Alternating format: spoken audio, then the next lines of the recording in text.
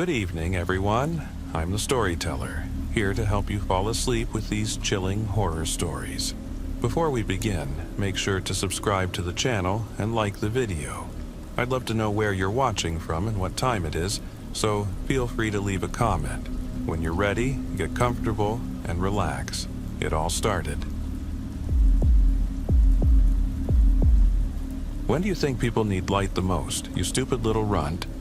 Of course, when it's dark. I won't lie, I never appreciated the way he talked to me. Thankfully, our shifts rarely overlapped at the shop. Mostly because the little emporium was so cramped that only 2 or 3 people could fit inside at a time without risking the delicate framework of a lamp when rounding a corner. Being stuck in there with him was far from my idea of a good time. It would be an understatement to call my boss, Mr. Newman, eccentric. His personality shone through in every single light bulb and lamp in that cramped establishment on Beacon Avenue in New Orleans, a city where the mystique of darkness and light seems to blend with the humid night air. I fell for him the moment I first saw the dazzling colors in the display window when I moved here. The shop stood right next door to a seedy dive bar we only visited once, and although I'd probably been a little tipsy, I could swear I'd never seen such beautiful art made entirely of light, even if it was only from the outside. Damn, I'd never even considered going inside that night. To think that the store was apparently open at such an odd hour. I waited a couple of days until my hangover subsided, though my curiosity remained, and luckily, my wallet was as empty as ever. You see, when I'd come in during the day, the lamps were off and dormant, yet their intricate designs still spoke of a hidden magic. That was the very first time I met that peculiar man called Mr. Newman. I reached for a gorgeous lamp constructed entirely from shattered mirror pieces when I noticed his sharply defined features as I glanced to my right. I looked up and our eyes met. He smiled. A slick, oily salesman grin that sent shivers down my spine. Without a word, he pointed to a small plaque on the wall. "Please do not touch the lamps before purchase." "Sorry," I mumbled. "It's a really beautiful lamp. All of them are. Did you make it yourself?" He shook his head slowly. "No, my dear, I simply have a good eye for quality, and a knack for spotting them. Besides, it tells me that this lamp might be a bit out of your price range," he added with a knowing wink. I would have been insulted if he hadn't been entirely right. That lamp cost more than most of my furniture put together, and I knew it wouldn't likely stay with me for more than a few days anyway. I smiled politely and was about to turn away when Mr. Newman offered a solution to my financial predicament. "You have a good eye as well. I can't say for your instincts, but I'm not picky. How would you like to work for me here?" I wasn't about to take a job solely to afford a fancy lamp, but I needed work, and this seemed like the perfect way to kill time and help out the occasional wandering customer. I accepted immediately. It was a no-brainer. I needed cash, and I had plenty of downtime between writing sessions. Mr. Newman gave me a whirlwind tour, showed me how the cash register worked, and that was about it. Of course, I was worried. But after a few shifts alone among these luminous works of art, I realized one undeniable truth. No one ever came here to buy anything, and if someone did, they left as soon as they saw the outrageous prices. The best time for visitors was late afternoon or early evening, when a mixture of deep greens, warm reds, and brilliant blues bathed the walls and ceiling. It was then that a few customers would stumble in, admire the scene, chat a little, and soon leave. I loved those moments. By day, it felt like just another boring shop, but when darkness fell, it transformed into an entirely different world. Still, I never worked past 7 p.m., so I hardly had time to truly enjoy it. I suppose that in all the months I worked for Mr. Newman, I sold only a handful of bulbs and a few discounted lamps. I never once questioned how the store managed to stay afloat as long as I got my monthly paycheck. And since the shop was usually empty, I had plenty of time to study every nook and cranny.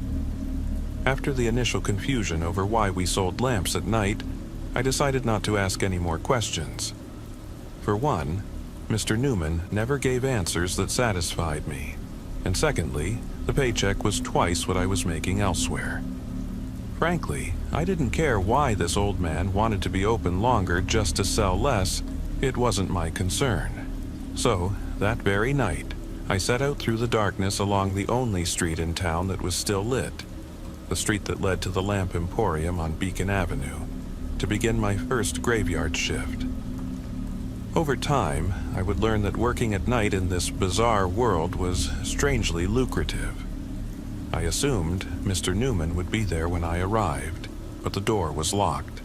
I grabbed my key, slipped inside, and unlocked it. Though I'd never worked a night shift before, I sometimes lingered in the shop on chilly autumn and winter evenings. At that hour, the little lamp store on Beacon Avenue exuded a mysterious, almost otherworldly aura. I went behind the counter, logged into the register, and sat on a stool. I pulled a dog-eared paperback from my bag, queued up some old country rock tunes on my phone, and braced myself for a long, lonely night. Before I knew it, 2 hours had passed without a single customer in sight, which, frankly, wasn't surprising at all. I got up and walked to the door to see if at least the dive bar next door was still open. I could hear soft blues music drifting from inside the bar, and I imagined a few folks wandering outside, but I couldn't be sure. The entire street was pitch dark. No neon signs, no street lights, nothing. The only glow came from our peculiar little lamp shop, where I stood like a beacon. That meant I couldn't see anyone approaching, though they could clearly see me. I took a step back and shut the door. For the first time, a surge of fear coursed through me. Why on earth had I deemed this situation acceptable? It wasn't normal. This wasn't a gas station, a rest stop, or a corner store. It was a place that sold lamps, damn it. No soul would ever think now's the perfect time to buy an extravagant crystal chandelier. And I hardly knew anything about Mr. Newman. "Why are you all just waking up now?" a voice suddenly asked. I looked up and noticed an older gentleman in the store. His graying hair peeked out from under a worn flat cap, and he clutched an old-fashioned pocket watch in his calloused hand. "When did you come in? I didn't even hear you," I said. He chuckled softly. "I noticed. You seemed rather distracted. I don't think I've seen you here before. My name's George Gates, and I come by quite regularly." "I usually work during the day," I replied with a tentative smile. "I'm Hannah." I tried to smile back, but a strange unease washed over me. The whole situation felt absurd. Oh, what a lovely name, Hannah. Now I'm delighted to see fresh eyes. You know, the regulars can be rather harsh. "Dear Hannah, might you help me out?" "Help you out?" I echoed. He laughed again. "Well, I'd like to buy a lamp. Isn't that what this place is all about?" He raised an eyebrow. Yes, of course. I'm sorry. I honestly wasn't expecting any customers at this hour. But you're the only light here. Where else would we go?" He began strolling around the cramped store, which suddenly seemed much larger than my eyes had ever perceived. "Do you have something specific in mind?" I asked, trying to keep my tone casual. "Yes, glass, shattered." "Excuse me?" He leaned in, his eyes boring into mine. "You know exactly what I mean. Don't play dumb." I opened my mouth, but no words emerged. I knew exactly which lamp he meant. The one fashioned out of shattered mirror pieces that I'd been admiring. Without another word, I led him over to a small bedside lamp. "Splendid! It's even better than I expected. Sold!" he declared triumphantly. "Great," I murmured, secretly relieved that he'd soon be on his way. "Now, let's move on to another matter. There are 3 potential recipients for this lamp. First, there's a washed-up actor. Once a big star, now caught in a vicious cycle of self-destruction. He's deep in a world of seedy parties, abductions, and drugs, but I'm convinced he can handle more." He paused, his tone almost admiring. "Then there's a kind-hearted woman who's devoted her entire life to scientific research. Tough as nails, she'll be just fine." I hesitated. And the third? Oh, yes, my personal favorite, a cunning con artist with a dark past. They say she's responsible for more tragedies than anyone can imagine. Rumor has it, she even traffics in human organs, he said with a twisted grin. Who are they? I managed, my breath catching. Why did everything he said sound so familiar even though it was utterly insane? It was as if he were speaking a language I'd once known, and then forgotten. Why must we choose one? I asked. He merely shrugged. Balance in the universe, I suppose. Not everyone can be unlucky all the time. The lamp brings them misfortune? Exactly, 7 years of bad luck, he grinned. I grasped the lamp now resting between us. In its gleam, George no longer resembled a kindly grandfather. His skin was marked by scars. His eyes burned with a toxic yellow glare, and his battered flat cap reeked of stale sweat. No, I whispered. Your choice, foolish child, he boomed in a maniacal tone. I clutched the lamp tightly and stepped back. Get away, I shouted, shutting my eyes. When I opened them again, he had vanished, but the lamp still lay in my hand, yet it now looked less silvery and more reddish. What's going on here? I whispered, only to realize that the red wasn't a change in the lamp at all. It was my own blood contaminating the glass. My hands were cut and trembling. I let the lamp fall, expecting it to shatter into a million pieces. But it didn't. It lay there on the floor just as before, except that droplets of blood continued to fall upon it. Drip, drip, drip. I began to see stars as the store's lights blurred into one, and my body froze. What's happening? I repeated, not really expecting an answer. In my dazed state, I hadn't noticed someone else entering again. I assumed George Gates had returned. They retrieved the lamp from the floor. Be careful, I whispered, though I didn't really care if the strange old man hurt himself. You do well to heed that yourself, came another voice, a much younger, friendlier voice. I looked up and saw deep green eyes greeting me with a smile that was both kind and concerned. Help me, was all I could manage. I felt on the verge of fainting, but the young man didn't come closer. Instead, he headed for the door. Give it to the third, I heard him say from afar. As he spoke, my vision cleared. The cuts vanished, and so did the blood. For a moment, I assumed I'd fallen asleep and was now caught in a terrible dream, but the young man with the green eyes was still there. I could now see him clearly. Who are you? What the hell just happened? I demanded. He stepped nearer, but the friendly gleam in his eyes had dimmed into something more guarded. I'm Leonard. I usually work the night shift here. I warned that old fool not to just dump you in unprepared, but he's too stubborn for that, he said with a wry smile. Did I just lose blood? Yes, and you'd have died if I hadn't been here. Listen, whenever someone wants to buy a lamp, you must help make the sale. If you don't, misfortune will come for you, and it will be very precise. What do you mean? Bad luck, Hannah. These are just a bunch of damn lamps. I laughed bitterly. This is insane. Tell Newman I'm quitting. Leonard sighed heavily. Look, I can't go through all this again. Promise me you won't come back here if you don't want to. I do this every day, but when the lights go down, I always reappear. All we can do is choose correctly who should receive the curse. I reached for my keys and moved for the door. Whatever was going on, I had to get away. You can try leaving. Go back to where you came from. But be honest, Hannah. Do you even remember where that is? The next day, after barely any sleep, I headed to work and began to view the city in an entirely new light. This place, which I called home, was only a 5-minute walk from my cramped apartment to the Lamp Emporium on Beacon Avenue, but I chose to stroll so I could really absorb the surroundings. I rarely rode my bike. Today, I popped in my earbuds and focused solely on the road ahead. As it grew darker, every street lamp along my route shone brightly. I passed a bustling town square and inspected small shops. Most were closed, while others were winding down for the day. I'd never noticed before, but all those storefronts looked as if they might collapse if pressed hard enough. Restaurants still served patrons on outdoor patios, their conversations mingling with the sounds of the city. The scene looked like something out of a glossy magazine. I passed by several people, some greeting me with a smile, though I couldn't quite place their faces.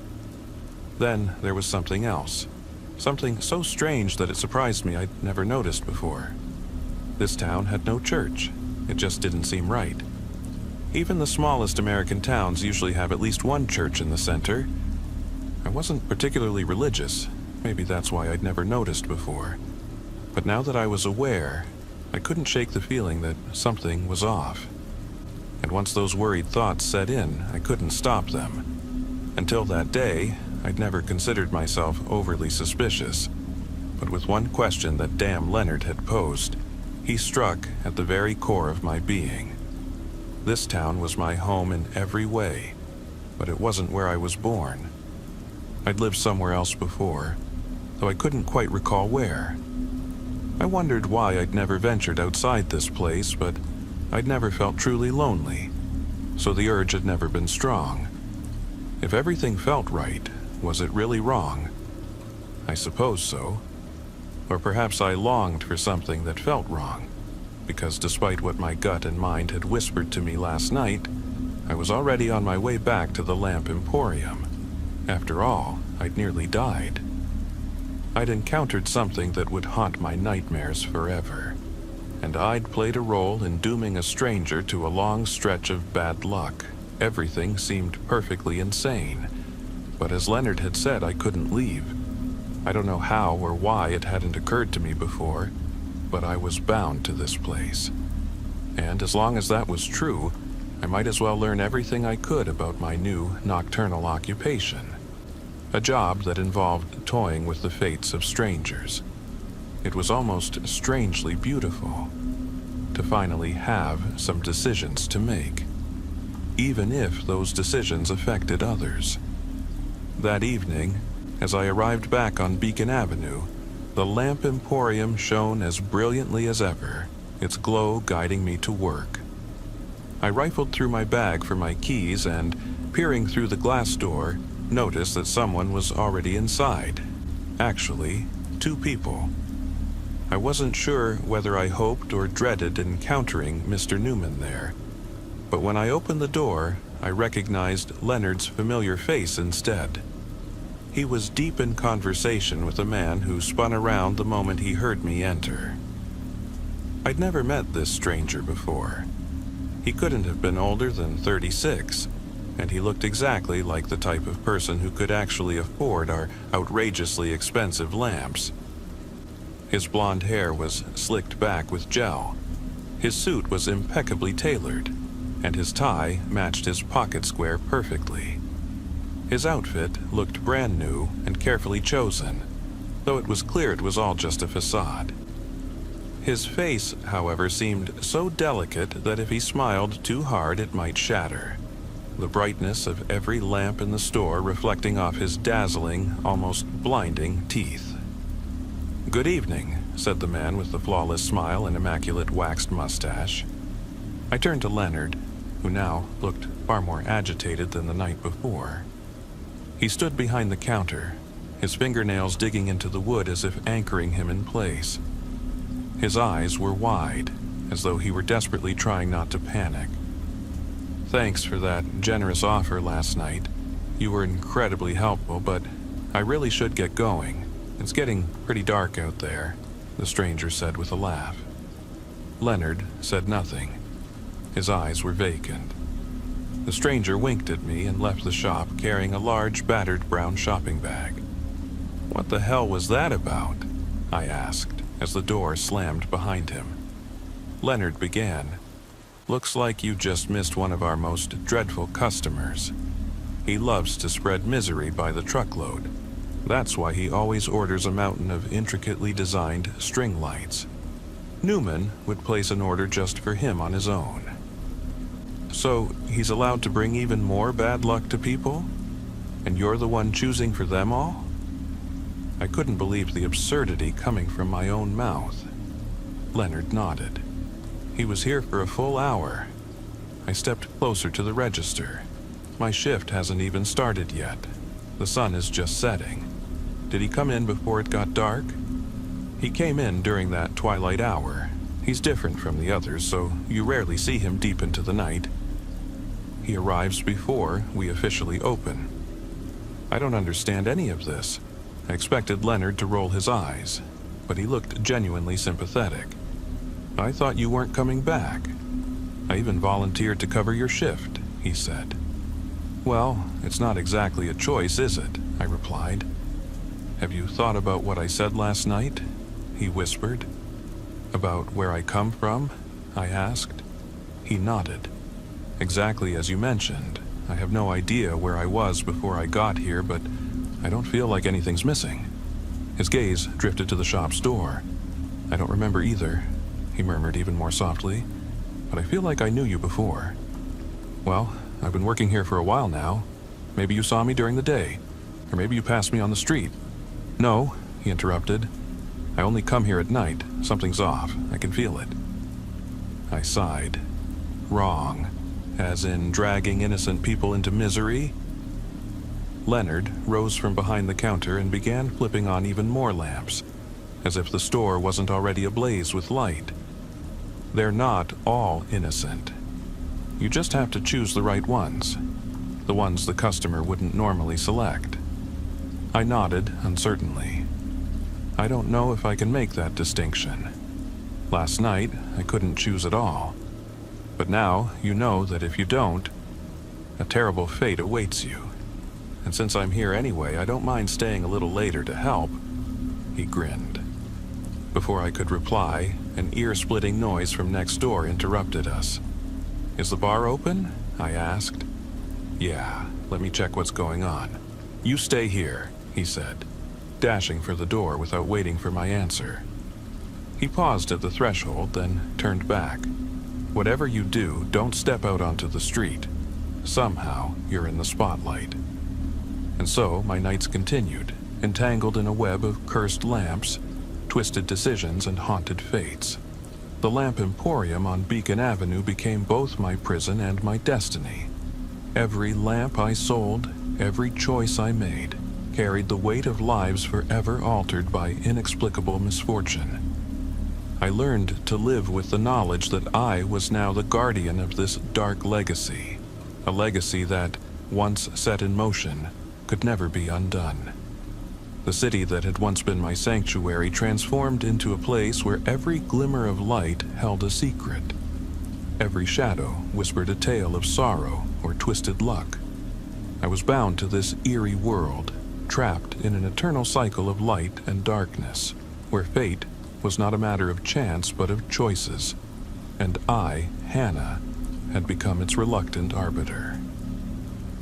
Later that night, after my shift ended, I left the lamp emporium and trudged home through a torrential downpour. The rain from earlier had not let up. In fact, it had intensified.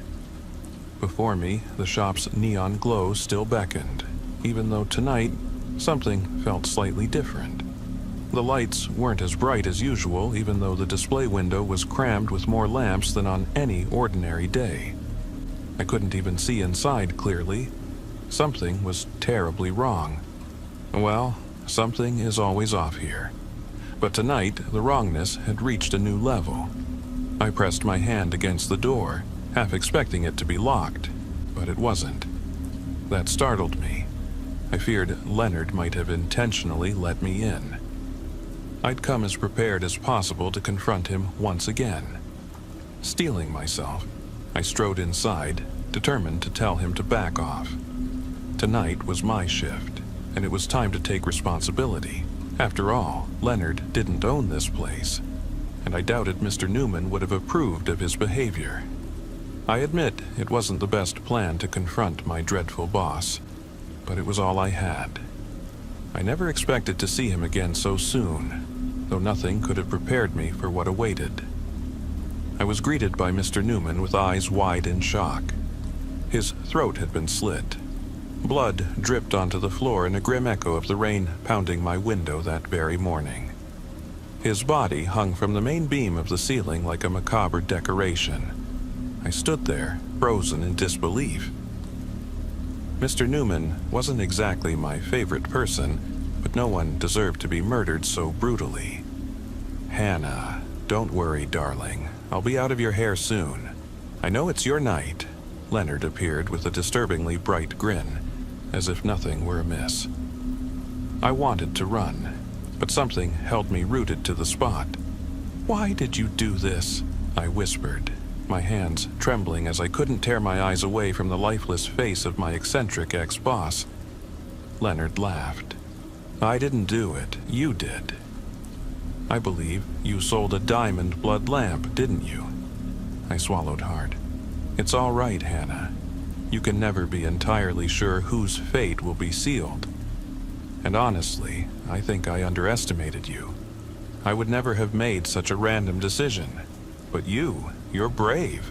He strode over, his shoes squeaking as he stepped over a pool of blood beneath the body.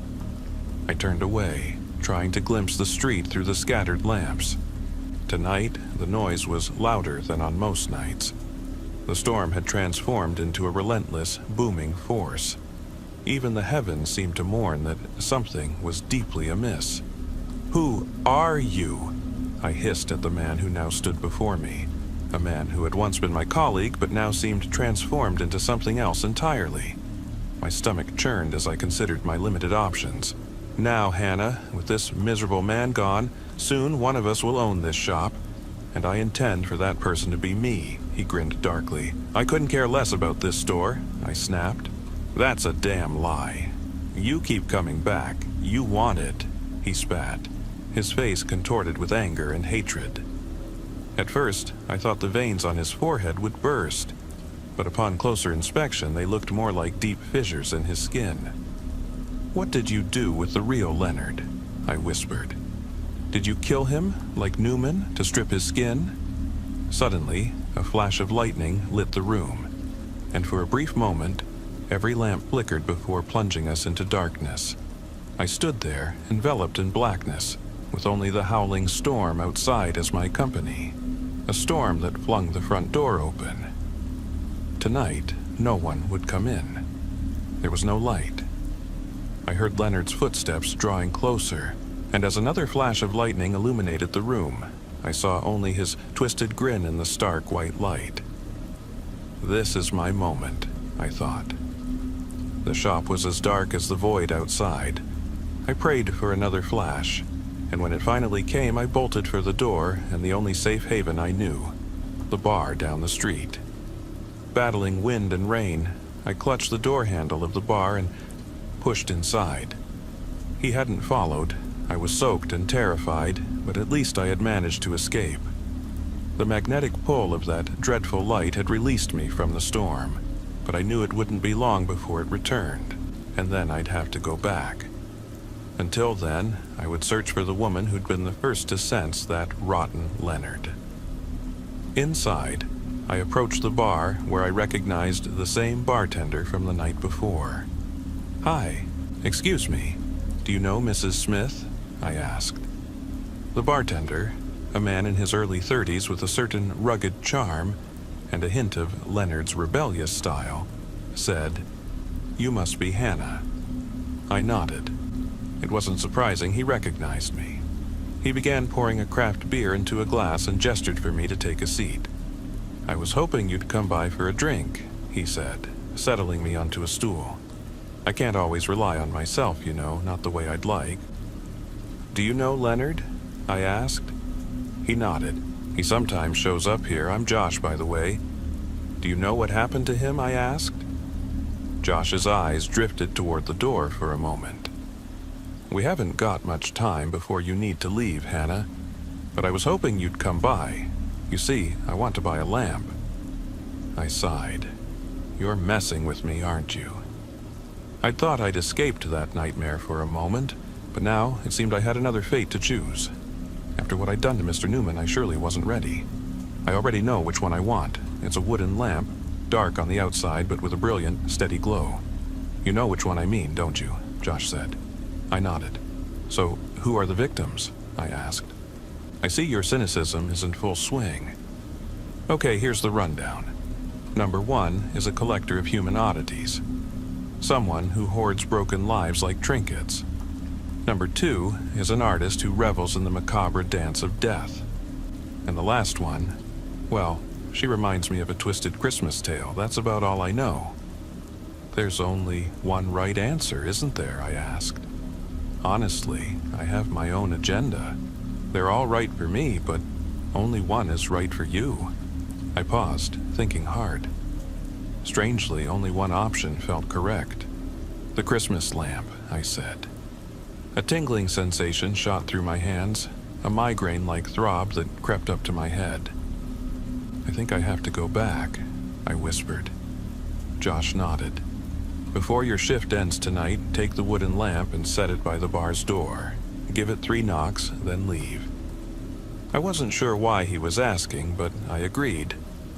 With a sick feeling in my stomach, I returned to the lamp emporium, which from the outside shone as brilliantly as ever.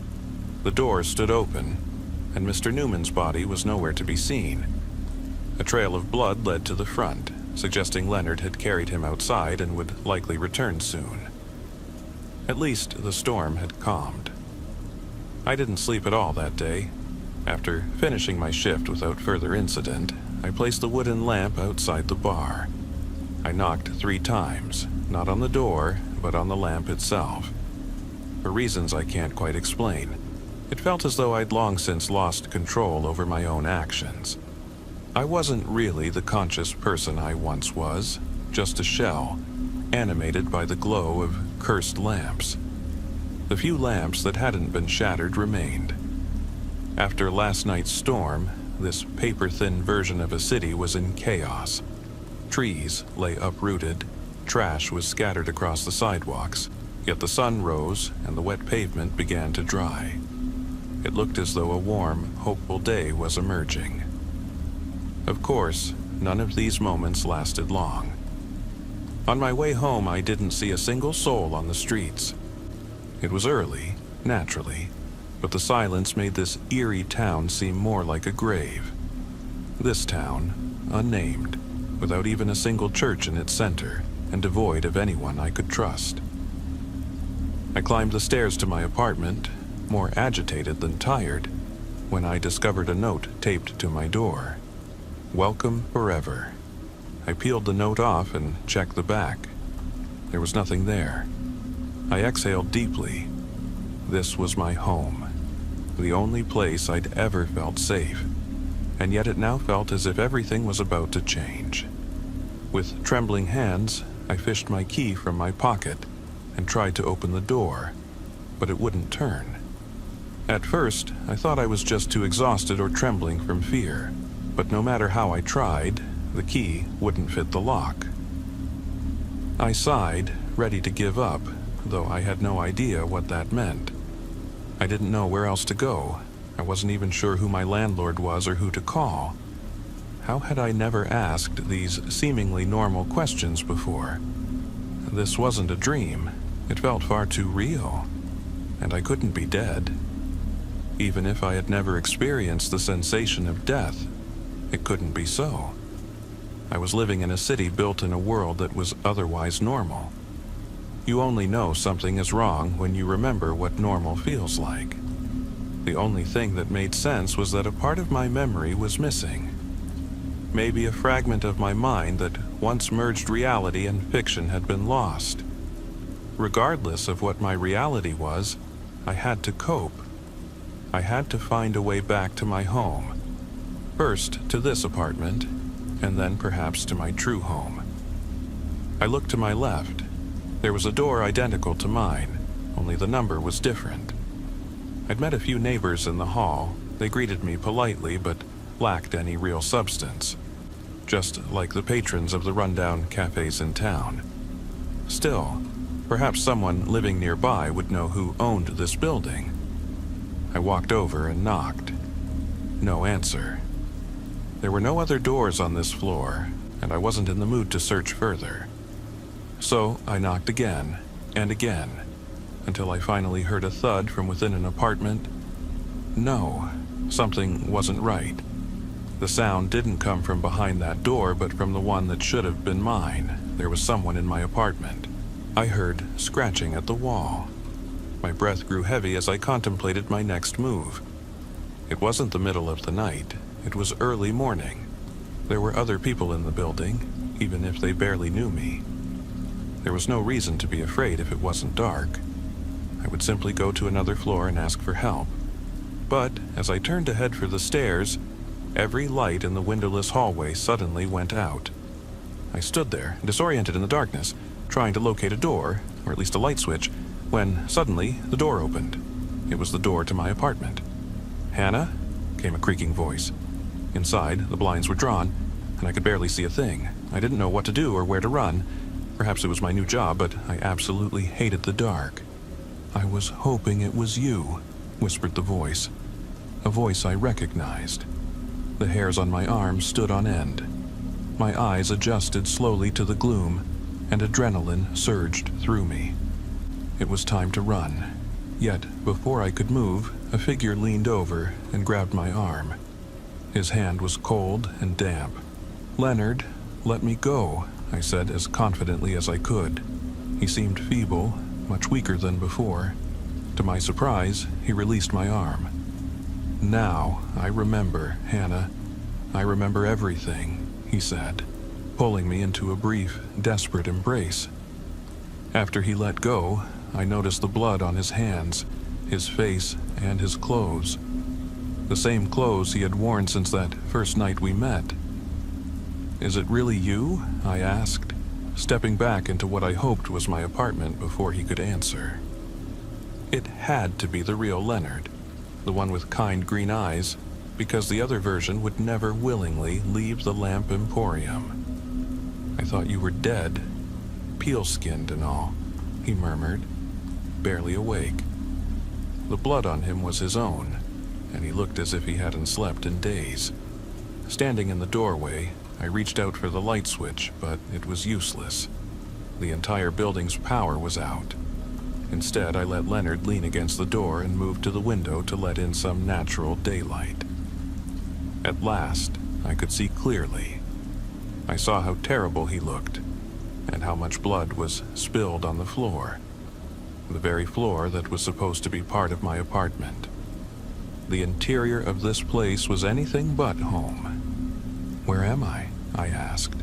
"In my home. Didn't you see me coming?" he replied. I stepped back toward him. "You need to see a doctor." He shook his head. "There are no doctors here, no hospitals, not even clinics," he sighed. "But don't worry. It looks worse than it is. Mostly superficial injuries. I'm just exhausted. I don't think I've slept at all these past few nights." "Where were you?" He fell silent for a long moment, staring off into the distance. Finally, he said, "Out there, in the darkness. But not really, it's hard to explain. I remember leaving the shop to go next door. I tried to be quick and get to the bar, but someone grabbed me and dragged me into the night. I was out there with the ghosts and demons of this city. They shouted and threatened me. I tried to get back in or run somewhere else, but I couldn't. Not without a body. By day, I ceased to exist. Or at least, I can't remember. It sounds utterly crazy." "Yeah, well, everything here sounds crazy. Did you see who pulled you out first?" He nodded. "Remember that bastard who came by to buy the string lights? He insisted he wasn't spreading enough misery. He craved control. String lights, the very detail that Josh had mentioned in connection with the twisted Christmas lamp. Is he gone now?" I asked. "I'm not sure where he is, but he no longer has my skin." At dawn, I heard something, a knock that somehow led me home. That was you, wasn't it? I think it was Josh. He bought a lamp, I said with a weak smile, though Leonard's expression turned anxious. "Josh? Damn. Why? Is that bad? He saved your life. Not in the long run. Something's very wrong. Leonard collapsed shortly thereafter. I needed answers, but I knew I wouldn't get anything coherent from him in that state. I left his door ajar, letting in as much light as possible, and stepped back into the hall. I was sure that door was mine, yet it turned out to be Leonard's. We must have been neighbors all along without ever really meeting. Or perhaps we had met and simply forgotten. I realized I had been going to the wrong door all along. I was utterly exhausted. It made sense in a twisted way, but I still couldn't understand who was pulling the strings. It couldn't be Mr. Newman, since he was dead. And I doubted it was that string light guy. He seemed to be only out for chaos. I guessed that whoever had left the note on Leonard's door was behind it all. Could it be Josh? I moved to the door next to the one I assumed belonged to a neighbor. As expected, my key fit. This was my home. I scrubbed Leonard's blood off, changed into fresh clothes, and fetched some food for both of us.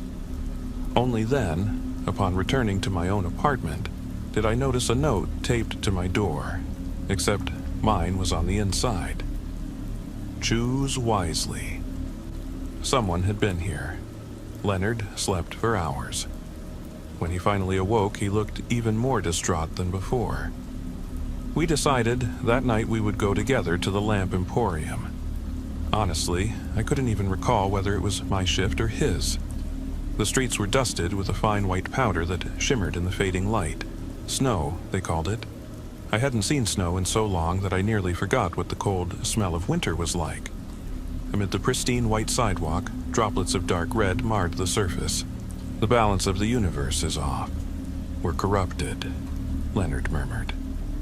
The sky grew darker, yet the streetlights remained off. Don't you find it strange that we lived side by side without ever really meeting? I asked as we walked back to Beacon Avenue. He had been silent since waking up. I didn't want to press him about the trauma he'd experienced, but I needed answers. I was losing my mind. I worked nights, you worked days. We were never home at the same time, he said indifferently, as if it no longer mattered. You once said you remembered something. What did you mean by that? Hannah, you weren't even home last night, he exclaimed in desperation. Leonard looked at me, his eyes exhausted and confused. I remember us riding together. You had that lamp on the back seat. Do you remember? Yeah, now it all makes sense. We came here together to find a new lamp, but something went horribly wrong. So, why are you still here? I replied. The lights here are more than mere lamps. They hold a power we don't fully understand. Mr. Newman bound us to this place, and now I can't leave. I need your help, Hannah. You must use the lamp to restore the balance. I stared at the shattered lamp in my hand. A chill ran down my spine. What exactly should I do? I asked. Leonard stepped closer, his eyes beginning to glow with an unearthly red. You must place the lamps correctly and choose wisely. Each lamp influences someone's fate. If we disturb the balance, chaos will reign. I felt overwhelmed, but I knew I had no choice. This place was now my life, and I had to do what needed to be done. How does it work? How do we decide who gets cursed with misfortune? Leonard sighed deeply. It's an ancient practice carried out in this very town for centuries. Each lamp represents a certain destiny. We are the guardians of that destiny, and without us, this city will plunge into darkness and chaos. I scanned the shop, trying to make sense of his words, but everything seemed so bizarre. Why me? Why choose me? Because you are the link between reality and the lamps. Your decisions carry weight. You can either save this town or doom it. I took a deep breath and looked around at the lamps scattered across the store, each one seeming to whisper its own tragic story. Okay, I'll help you, What do we do next? Leonard managed a weak smile. Good. First, we need to unpack the new lamps and decide where they belong. Each type plays a specific role in maintaining balance. We must be careful not to use the wrong ones. We began unpacking the lamp we'd purchased the night before. The crystal lamp made entirely of shattered mirror pieces, which held a special significance. It had the power to distort reality and alter destiny.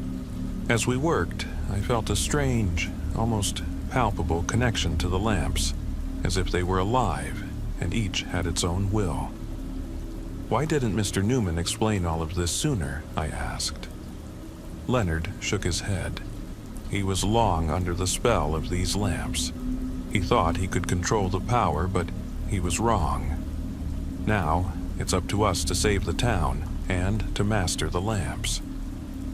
I nodded as we placed the final lamp. A brilliant beam filled the store, and for a moment I felt that at last balance had been restored. "It's over," Leonard said with relief. "Thank you, Hannah. You did it."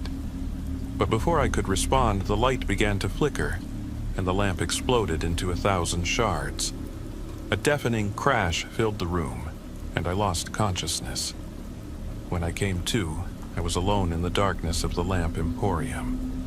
The air was icy, and an eerie silence reigned. I looked around and realized that every lamp had vanished, as if they had never existed. What happened?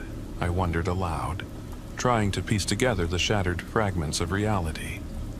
Suddenly, I heard a sound behind me. I turned and saw Leonard, but something was very wrong. His eyes were empty, and his smile had twisted into a grotesque grin. "You restored the balance, but at what cost?" he said in a cold, measured tone. "What do you mean?" I asked, utterly confused.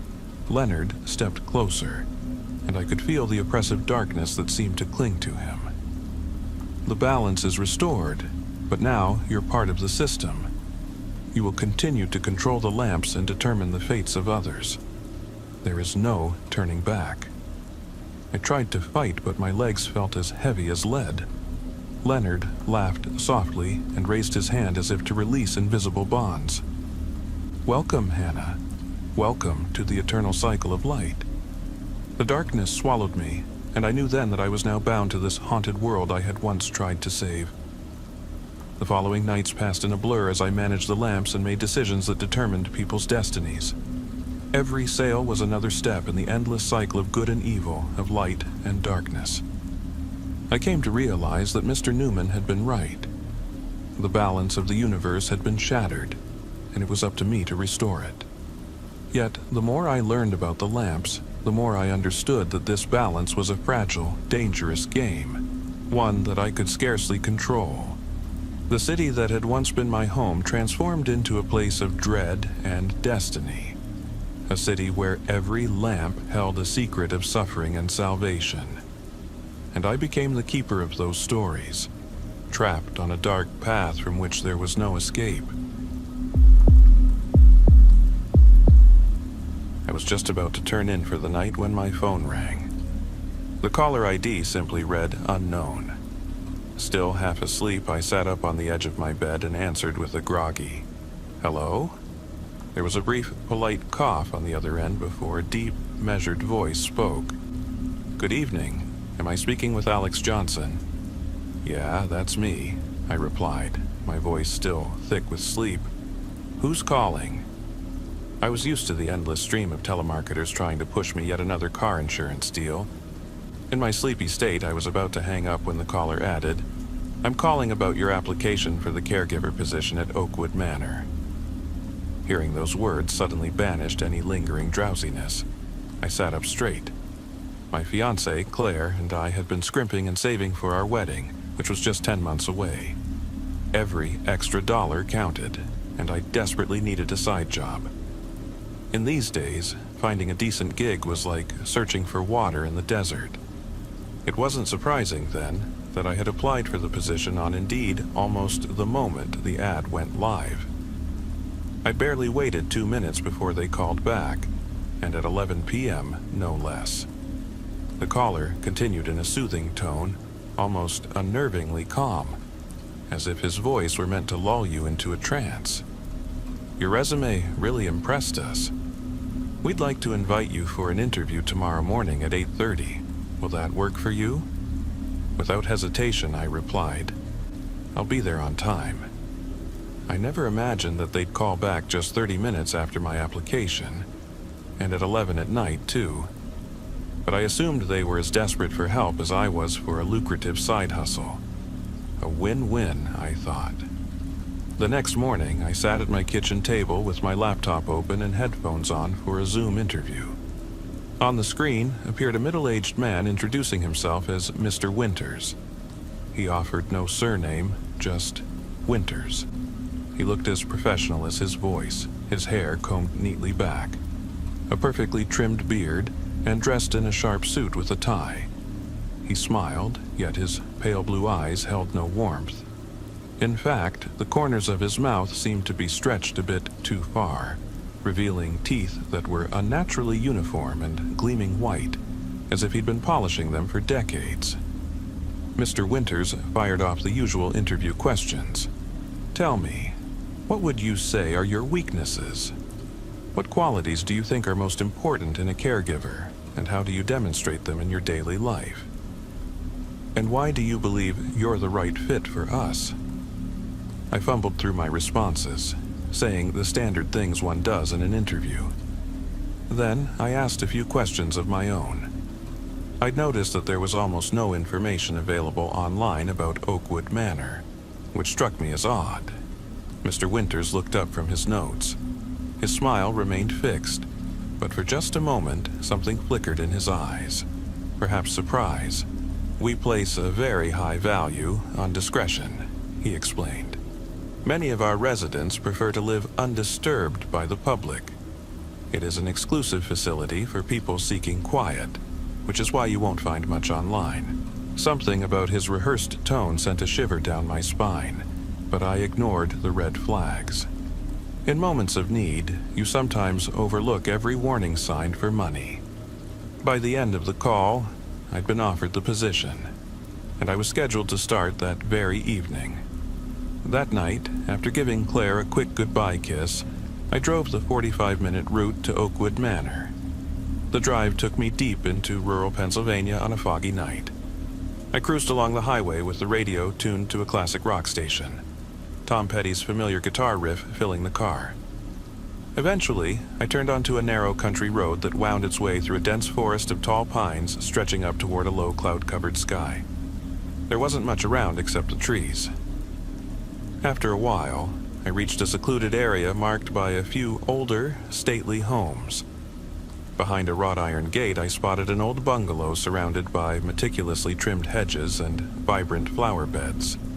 This had to be Oakwood Manor. I parked and walked up to the front door. No sooner had I raised my hand to ring the doorbell than it swung open. In the dim light stood the imposing figure of Mr. Winters.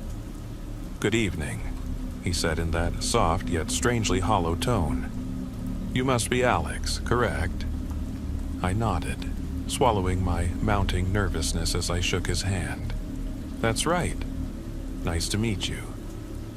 There was something about him that unsettled me deeply. "Come in," he said, stepping aside with an almost mechanical precision. "I've been expecting you. Would you like something to drink? Coffee? Water?" "No, thank you," I managed. With a quiet click, the door closed behind me. He led me down a narrow hallway. With each step, my unease grew. In the background, an old radio crackled to life. At first, it was nothing more than static, but soon the words became clear. "We interrupt our program for an important bulletin. We have just received news that Pearl Harbor in Hawaii has been attacked by Japanese forces. I repeat, Pearl Harbor has been attacked." Mr. Winters seemed to notice my bewildered expression. "You're wondering about the old radio recordings, aren't you?" he asked calmly. "We don't play them merely out of nostalgia. Our residents, especially the older ones, are meant to feel a connection to the past." It was then that I realized the entire house felt like a time capsule. The decor could easily have been plucked from the 1940s. Floral patterns on heavy cushioned chairs, dark wooden shelves laden with old books, a crackling fireplace, and black and white photos adorning the walls. In the photos, smiling families celebrated together. Couples danced gracefully. A little girl built a sandcastle, and a lithe ballerina struck an elegant pose. Even the vintage lampshades overhead exuded a retro charm. It was cozy, yet there was an unmistakable eeriness in the air. But one thing was missing: any sign of the residents. Where is everyone? I wondered silently. Mr. Winters suddenly stopped walking. Aside from the steady ticking of an old mantel clock and the gentle crackle of the fireplace, all I could hear was the ongoing radio bulletin. Slowly, he turned to face me, his smile still fixed, his eyes as pale as freshly fallen snow. "I must inform you that this position is rather special," he said, pausing to clear his throat. "The person you will be caring for is not alive." I froze. "What do you mean?" "The resident in question is no longer living, in the conventional sense at least. Your task will be to watch over her ashes." He continued in a quiet, measured tone. "We refer to ourselves as a sort of afterlife care agency. We look after those whom society has forgotten, individuals who died alone, without family or friends to remember them. Prior to their passing, they created a will specifying that they desired a special kind of post-care." As he spoke, my eyes drifted to a small, ornately decorated urn sitting on a side table. It was clear that this was the urn of the deceased woman for whom I was now responsible. "We're currently understaffed, so some tasks have been outsourced," Mr. Winters explained. "I understand if you'd prefer not to." I started to back away. "Oh, absolutely not. By the way," he called after me, "the pay is $2,000 per night." I paused as his words sank in. "In fact, we've already transferred tonight's payment." I pulled out my phone and, to my astonishment, a PayPal confirmation for $2,000 glowed on the screen. I had no idea how they had obtained my bank details. And so began my first night of caring for Mrs. Jenkins. Mr. Winters informed me that Mrs. Jenkins had died from a brain aneurysm. "Right there in that recliner," he said, gesturing toward a shadowed corner of the room. "For 3 weeks, no one had missed her. It wasn't until the mail carrier noticed a foul odor and an overflowing mailbox that the authorities were alerted. They later found her lifeless, slumped in her favorite chair. In her will, Mrs. Jenkins had left no next of kin, only instructions to use her savings for her aftercare, along with a final request to have her ashes scattered on a beach. And that's where you come in," Mr. Winters said. He then handed me a document listing a set of rules I was to follow every night with absolute precision. Rule #1. All doors and windows must be locked by midnight. Once your shift begins, nothing is to be opened, no exceptions. Rule #2. If you hear crying or sobbing, remain absolutely still until it stops. Do not make any noise whatsoever. Rule #3. Do not fall asleep during your shift. Rule #4. After midnight, under no circumstances should you look into any mirrors. Rule #5. Do not open the bedroom door at the end of the hall. Under no circumstances may you break these rules, Alex, Mr. Winters stressed with an uncharacteristically grave expression as his smile faded. Understood, I replied. That night, my routine was set. I dusted the tables, vacuumed the old carpet, wiped down surfaces, and played Mrs. Jenkins' favorite tunes on a vintage record player. She was particularly fond of jump blues, so I kept Boogie Woogie Bugle Boy on a continuous loop.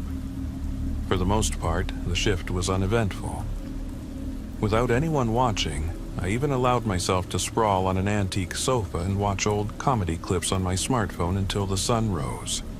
By 7 a.m., my shift was over. Everything went smoothly until the fourth night. Then, out of nowhere, I began to hear crying. I was alone in the house.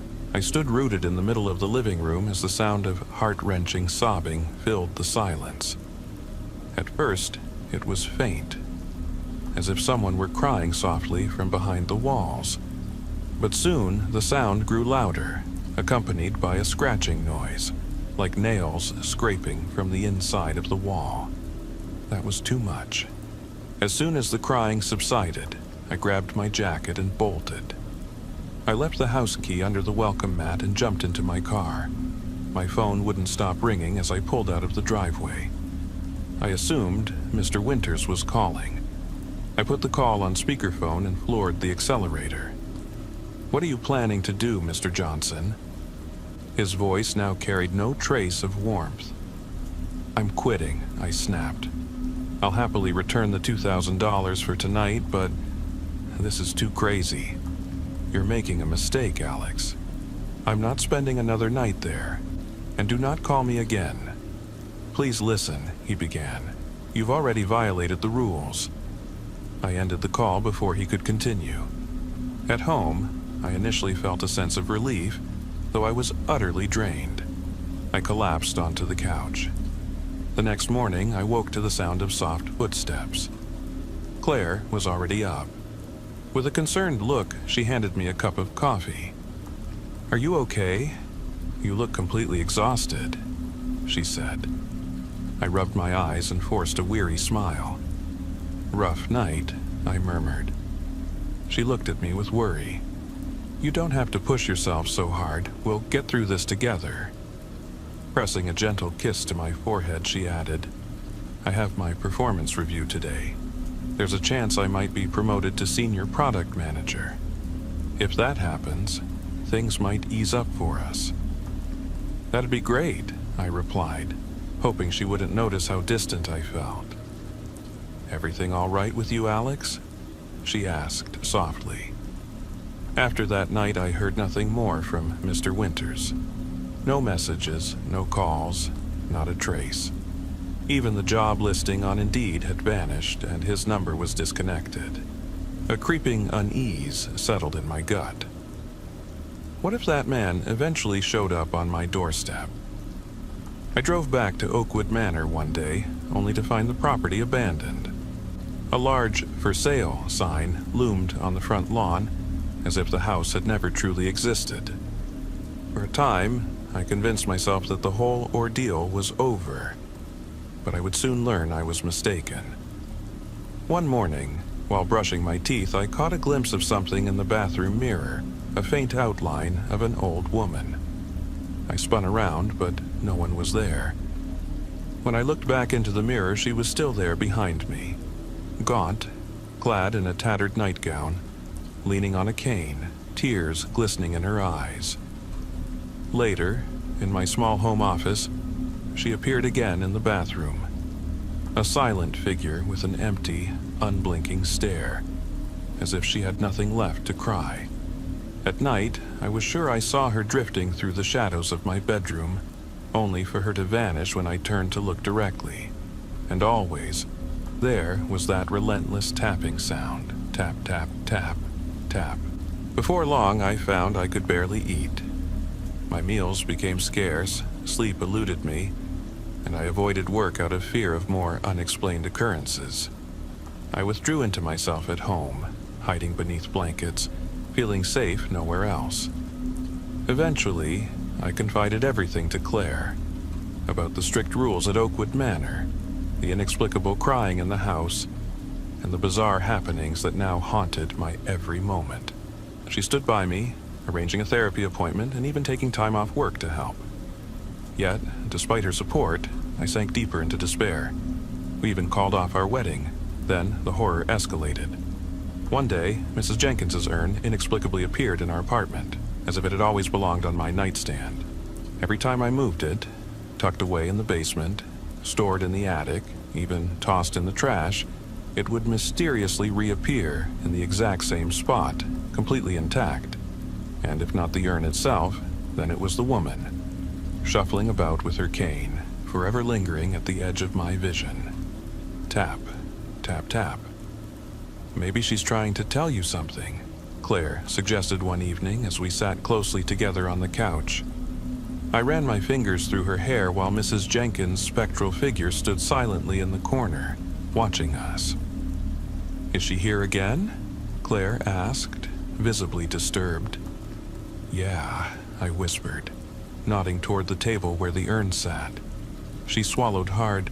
Maybe all she really needs is her peace. Didn't her last wish say she wanted her ashes scattered on a beach? Her words brought her will back into focus. "That's right. That might be it," I murmured. The very next morning, after days of feeling trapped inside my own home, I stepped out onto the front porch. The harsh glare of the sun and a cool breeze hit my face. On the passenger seat of my car, secured as if it were a silent companion, sat Mrs. Jenkins's urn. I drove approximately 50 miles toward the coast. Along the country roads, I passed quiet small towns, rolling green fields and gentle hills. The long drive gave me ample time to think. I realized I hardly knew anything about Mrs. Jenkins. Did she have family? Had she ever married? And why had she chosen a beach as her final resting place? In life, I hadn't cared much about the details, but now everything mattered. Before long, the coastline came into view. Endless stretches of soft sand with the vast expanse of the Atlantic Ocean behind it. I parked my car and, feeling the warm sand under my bare feet, began searching for a local fisherman who might rent me a small boat. I paddled out until the shore was barely visible, surrounded by a peaceful hush. The gentle lapping of the waves, the distant cry of seagulls circling overhead, and the soft caress of the wind on the water combined into a moment of calm reflection. "Maybe you just wanted someone to remember you," I whispered into the open sky. In that moment, every emotion welled up inside me: fear, panic, despair, and also a deep compassion for a woman who must have felt so achingly alone. Tears streamed down my face as I carefully removed the lid of the urn. "I'm sorry," I murmured. "You must have been so lonely. But you don't belong in a house that no one dares enter. You deserve to be free."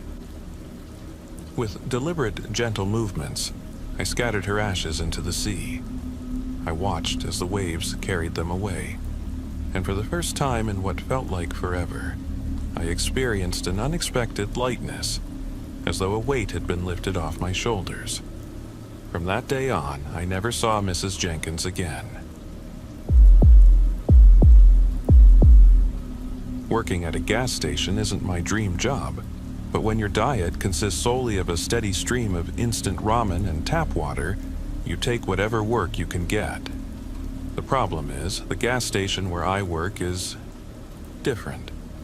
For one thing, we don't sell any recognizable brands.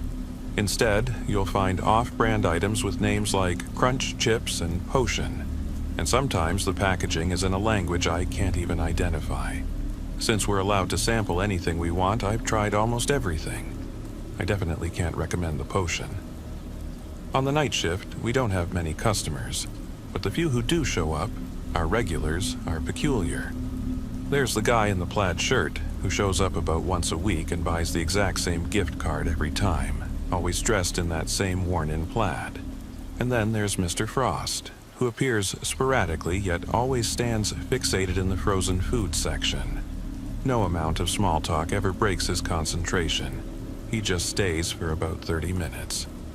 When he first started coming by, my coworker Jack and I took turns asking if he needed help finding anything. Now, we've turned it into a silly contest. Who can balance the most snack cakes on their shoulders before they topple over? I'm currently holding the record with 8. Jack and I couldn't be more different. He's a burly man in his 40s, built like a walking tank, while I'm a 28-year-old woman who sometimes forgets that she's supposed to act like an adult. Still, he's been here longer than I have, showing me the ropes when I started, and even talking me out of quitting after my very first shift. I had just survived my first encounter with the trash, a nightmarish mix that sent me reeling with nausea. And that trash is another signature of this place. Yes, our customers are odd, but the station itself is downright strange. Every night we're forced to haul out the garbage by 5 minutes before midnight. It can't be done any earlier, and if it's later, well, then we're screwed. The dumpster fills up to the brim with a grotesque cocktail of maggots, centipedes, and other repulsive critters that seem to have crawled straight out of hell. Our job is to lug out the trash bag, or bags, depending on the night, to the very edge of the parking lot. Jack claims the garbage truck comes by to pick it up, but I've never seen the driver. According to him, I should count myself lucky. The last shift started as usual. Jack was already at his post when I clocked in. I tossed my backpack into my locker and slipped behind the counter to watch the soap opera playing on the little TV that's always humming in the corner. It's our usual way to while away the slow hours. Even if I hardly catch every word, I always get the drama. It was about 11:45 p.m. when a 4-person family arrived. From the parking lot, we could hear them before they even stepped inside, the father's booming voice overpowering the soft tone of the mother. Jack and I exchanged curious glances, and I reluctantly shut off the TV. The bell above the door shrieked as the father pushed it open. The mother followed, trailed by a little girl and a little boy, and a beagle in a blue collar danced excitedly around the boy's feet, nearly tripping him. "Stupid dog," the father grumbled as he grabbed the boy by the collar to steady him. "Matthew," the mother scolded. With their sleek hairdos and unmistakably 70s-style clothes, they looked completely out of place in our cramped lobby. Jack and I exchanged another look. We'd never seen them before. "Excuse me," said the father, Matthew Harrison, as I later learned, as he approached the counter. "We can't seem to find our way back to the highway. Could you give us some directions?" "We've got a great selection of maps," Jack offered, gesturing towards the display stand. As Matthew pondered his options, his wife Susan and daughter Annie stepped forward. "Where's your bathroom?" Susan asked urgently, her tone betraying the pressure as Annie shifted her weight from foot to foot. "Susan, really? I just want to get out of here and back on the road," Matthew replied in a condescending tone, prompting Susan to roll her eyes. "Annie needs to go," he continued, to which Susan responded matter-of-factly. "It's just down the hall, second door on the right," I explained, pointing in the direction. Susan nodded and led Annie away. I turned to Jack, about to ask if I should warn them about the woman using the restroom, but he was too busy fielding Matthew's questions about the maps. A rustling sound caught my attention. I glanced over to see the little boy and the beagle rifling through the shelves for snacks. "Dad, I want these ones," the boy whined. Matthew ignored him, toggling between 2 maps as he tried to make a final decision. The boy scooped up a handful of snacks and shuffled over to the counter, with the beagle close on his heels. "I'll take this one," Matthew said, sliding a map toward the cashier, then added, "and that one too." While Jack began scanning the items, I slipped behind the counter and hurried to the women's restroom, ready to open the door. I was surprised to find Susan and Annie at the sinks washing their hands. They too looked startled to see me peering through the doorway. I just wanted to make sure everything's okay," I called out as I scanned the bathroom for any oddities. Susan laughed nervously while drying her hands, though Annie just stared in confused silence as the water continued to run. I quietly slipped out of the bathroom, relieved that Susan had decided, at least for tonight, not to show her creepy side. Not that she's truly creepy, it's just that any customer who gets entangled with her never ends well. But my relief was short-lived. I reached the beginning of the hall and froze. There, pressed against the front windows, was a dark, ominous figure. My blood ran cold. "Jack," I whispered. He turned to follow my gaze to the window. "The night guard," he panted. "Oh, shit," I replied. Then, suddenly, the power went out. I had never seen the night guard before. And to be honest, I wasn't even sure he really existed. As bizarre as it was that maggots would spontaneously swarm in the trash, it seemed even more unlikely that anyone would come to collect it from the far edge of the lot. I figured Jack was just playing a prank. I should have known better. I blinked, trying to read the clock above the beverage cooler. 11:07 p.m. We were too late. Jack sprang over the counter, scattering maps and snacks across the floor, and dashed to the front door with arms outstretched as he fumbled in the dark. Matthew and his son shouted in protest, but Jack was already in motion. The moment I saw the panic kit clutched in his hand, I knew things were spiraling out of control. He tore a packet of salt from his bag, dumped a thick line in front of the door, and spun around to confront the night guard. The blackout had swallowed the entire parking lot, and without the lights, I could barely discern the guard's dark, menacing silhouette as he loomed by the window. Dressed in a tattered hooded cloak that obscured his face, his massive frame was easily twice Jack's size, and he radiated pure malice. "What's going on?" Susan demanded as she and Annie emerged from the restroom, striding past me to rejoin Matthew and his son at the counter. Annie clung to my side, eyes wide with fear. "I sure as hell want to know." Matthew snapped, his voice laced with anger. "That should hold him off for now," Jack said confidently, though the desperation in his eyes belied his tone. "Who the hell is that?" the little boy cried, his tone echoing his father's. "Gregor," Susan sneered. A brief, almost imperceptible smile crossed Matthew's face as he placed a reassuring hand on Greg's shoulder and drew him close. A loud bang shattered the tense silence. Jack and I exchanged a look. "I'll take care of it," I murmured, before turning and hurrying down the hall to the manager's office. No one had ever seen the manager. He never leaves his office, and no one ever goes in. All communication from him comes via handwritten notes slid through a slot in his door, a delivery punctuated by the heavy slam of the metal flap. Although I'd never received one myself, Jack's rule was that we obey every instruction from the manager.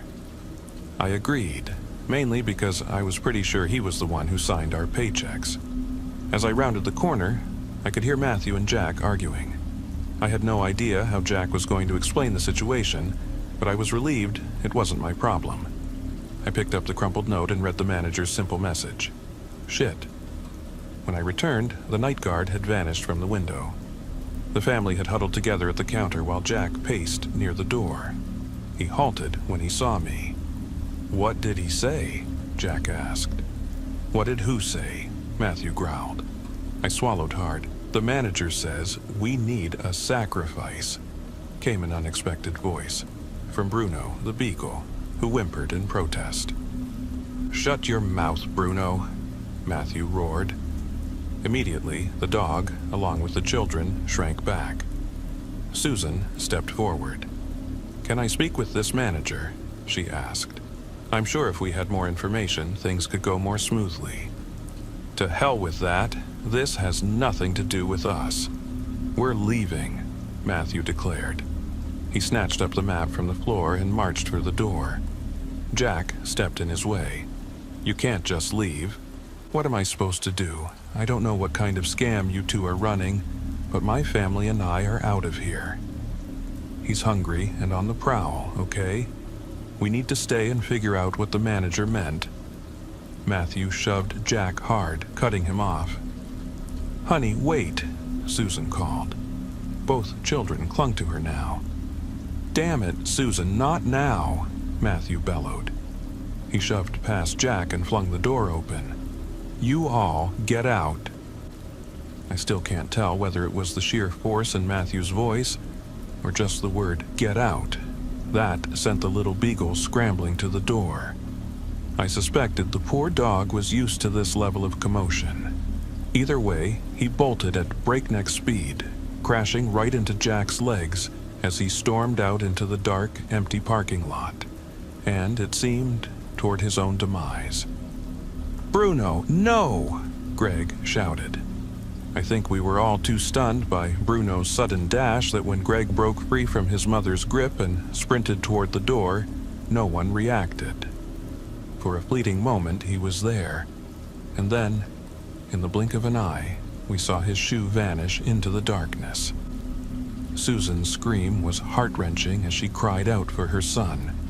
Jack slammed the door and leaned against it, his breathing rapid and shallow, his face twisted in regret. Susan collapsed into sobs while Annie clutched her mother's dress tightly. Matthew stood there frozen. Then, a blinding flash of light signaled the return of power. The parking lot was empty.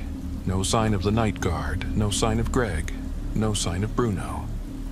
Jack took a deep breath and returned behind the counter. Susan, Annie, and Matthew blinked and looked around in bewilderment. "Did you need anything else besides this map, sir?" Jack asked, his tone as flat and mechanical as ever. I stared at him in disbelief. Matthew glanced down at the map in his hand, then back at Jack.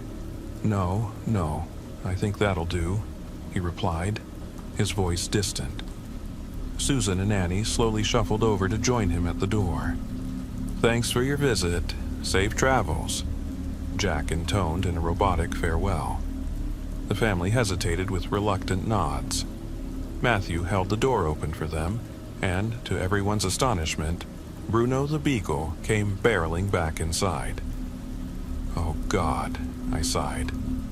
A glimmer of disbelief mixed with resignation. The family looked at me as if I were as confused as they were. "Your dog, Bruno." "Oh, we don't have a dog," Susan said softly. Annie shook her head as if in quiet agreement.